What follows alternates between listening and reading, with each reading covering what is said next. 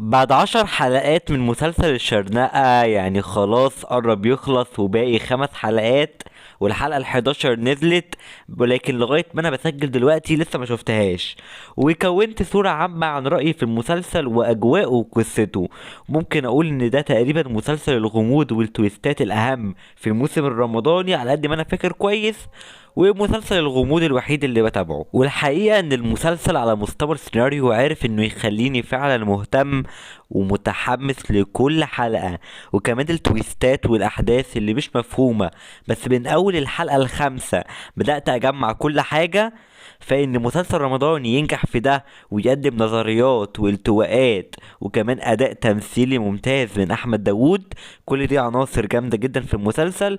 ولكن في مشكلة حصلت لي لما جيت افصص القصة نفسها. احنا عندنا خطين لكل شخصية. حازم، واللي هو في بداية المسلسل كان فاكر انه بيحلم بشخص نسخة منه في حياة مختلفة، وبعد كده بنفهم الموضوع ده في قفلة الحلقة ال5.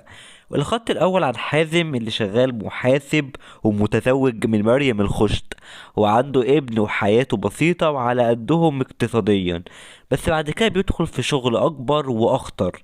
وده بيخلي حازم عايز يغير كل حاجة في حياته ماديا، من خلال انه يدخل ابنه مدرسة افضل، يروحوا بيت افضل واكبر. ومع ان مريم الخشت رافضة النوع ده من الثراء، وده افضل جانب في المسلسل بالنسبة لي، على الاقل في الخط ده. واما الخط التاني عن نسخة تانية من حازم، ولكن اسمه اساف، في صراع اكبر مع تجار السلاح والمخدرات، وبنشوف شخصيات كتير. مشكلتي بقى ان مع الخط ده والخط ده مفيش اي عامل جذب في الاحداث، مفيش حاجة انترستنج خالص غير محتوى النظريات والالتواءات وتشغيل الدماغ عامة. دي بالنسبة لي افضل حاجة في المسلسل وجيدة جدا. ولكن ما انكرش ان في اخر كام حلقة حصل توسع في الصراعات بين تجار السلاح والمخدرات وشخصية بطلنا احمد داوود. هل كل ده بقى مثير للاهتمام بالنسبة لي؟ الصراحة لا.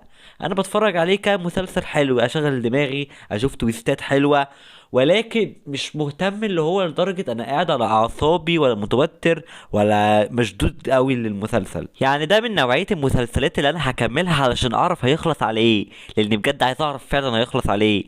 هنشوف تويست جديد اكبر من كل اللي احنا شفناه.